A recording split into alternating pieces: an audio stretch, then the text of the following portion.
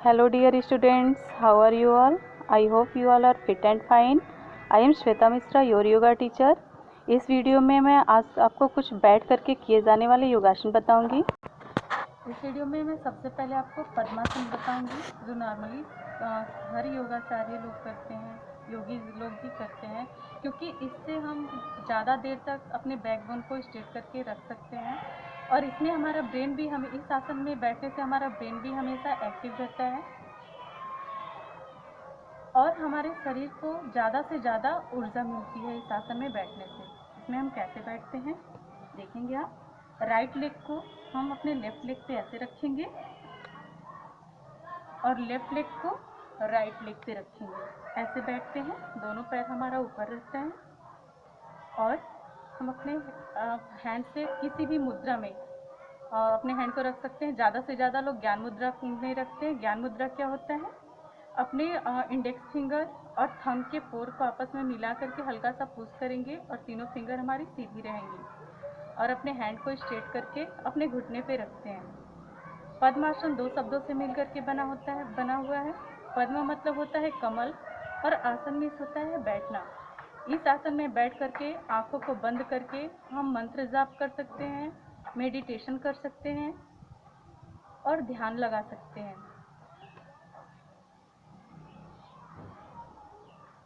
Benefit, इस आसन में बैठ करके कोई भी योगासन या तप करने के बेनिफिट क्या होते हैं?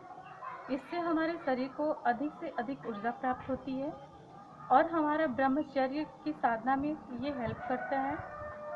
रक्त संचार सही करता है, हमारी स्मृति शक्ति को बढ़ाता है,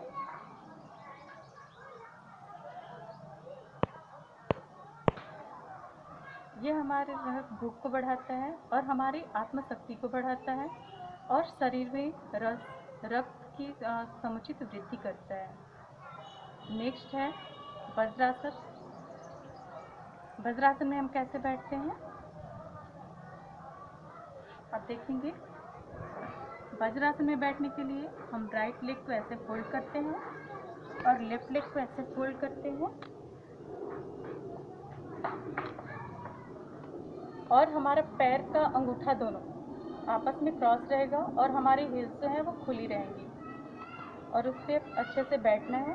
पैर के पंजे को स्लिप रखना है और बॉडी को और बैकबोन को स्ट्रेट रखना है और दोनों हैंड को अपने घुटने पे रखना है। यह है वज्रासन। वज्रासन करने के बेनिफिट क्या होते हैं? हमारे वेदों में 84 लाख योगासनों का वर्णन मिलता है, लेकिन 84 योगासनों में से वज्रासन एक ऐसा आसन है जिसे आप खाना खाने के तुरंत बाद कर सकते हैं। बाकी कोई भी ऐसा आसन नहीं है जिसे आप खाना खाने के तुरंत बाद कर सकें। वज्रासन में बैठने के बेनिफिट क्या होते हैं? आप जैसे ही भोजन करें वैसे ही आपको, और जो भोजन अच्छे से आपका पचता नहीं है या आपका डाइजेस्टिव सिस्टम सही नहीं है, उनके लिए सबसे ज़्यादा मस्ट है कि आप भोजन करने के या कुछ भी खाने पीने के तुरंत बाद आप 5 से 10 मिनट तक वज्रासन में बैठें। वज्रासन में बैठने के बेनिफिट क्या होते हैं? वज्रासन में बैठने से हमारी जठराग्नि जागृत होती है, जिससे हमारा भोजन जल्दी पचता है और हमारा भूख भी बढ़ता है, हमारा पेट बाहर निकलने से रोकता है।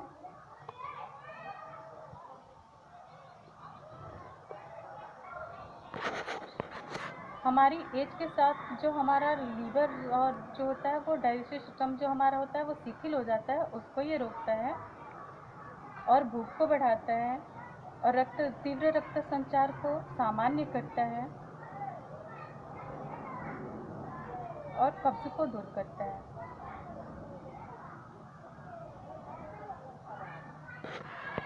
तीसरा आसन है स्वास्तिकासन। स्वास्तिकासन कैसे करते हैं? लेग को लेफ्ट पे रखते हैं और लेफ्ट पैर से राइट पे रखते हैं, अपने दोनों पैर को और लेफ्ट लेग को अपने नाभि के सेंटर में, जहाँ हमारी नाभि होती है उसके पास ऐसे रखते हैं और राइट लेग को इसके ऊपर रखते हैं। यह है स्वास्तिकासन। स्वास्तिकासन करने के बेनिफिट क्या होते हैं? इसमें अपने बैकबोन को भी हम सीधा रखेंगे, अच्छे से बॉडी को स्ट्रेट करके बैठेंगे। स्वास्तिकासन करने के बेनिफिट क्या होते हैं? स्वास्तिकासन करने कब हम करते हैं, इसको हम ध्यान के लिए यूज कर सकते हैं, मेडिटेशन के लिए यूज कर सकते हैं, या तो मंत्र जाप के लिए कर सकते हैं। इसके बेनिफिट क्या होते हैं, ये हमारे आत्मशक्ति को बढ़ाता है, स्मरण शक्ति को बढ़ाता है, भूख को बढ़ाता है, और हमारे घुटने के दर्द के लिए लाभदायक है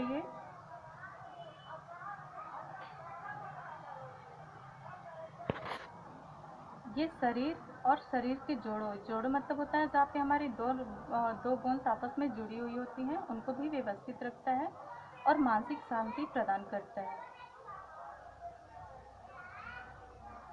सुखासन में हम कैसे, नेक्स्ट है सुखासन। सुखासन में हम कैसे बैठते हैं, जैसे आप घर में अक्सर ऐसे बैठते होंगे जिन्हें हम पालथी मार कर बैठना कहते हैं, या और जैसे भी आप नॉर्मल में जो भी बोलते हो, ऐसे करके दोनों पैर को फोल्ड करके और अपने दोनों हैंड के ऐसे करके भी बैठ सकते हैं, और ज्ञान मुद्रा बना के भी अपने हैंड को ऐसे बैठ सकते हैं।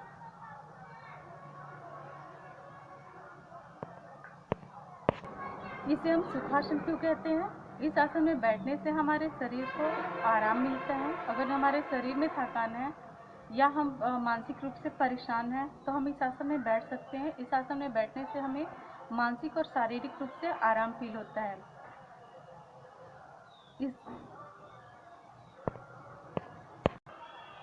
इस आसन का यूज़ हम जप करने में या मंत्र का जप करने में कर सकते हैं, और ये हमारे मानसिक रूप से हमें शांति प्रदान करता है, हमारे एकाग्रता को बढ़ाता है और मन की चंचलता को रोकता है।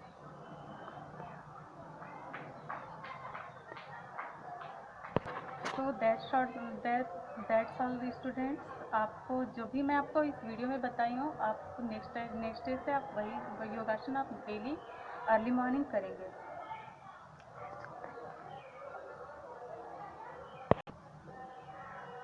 That's it. Thank you.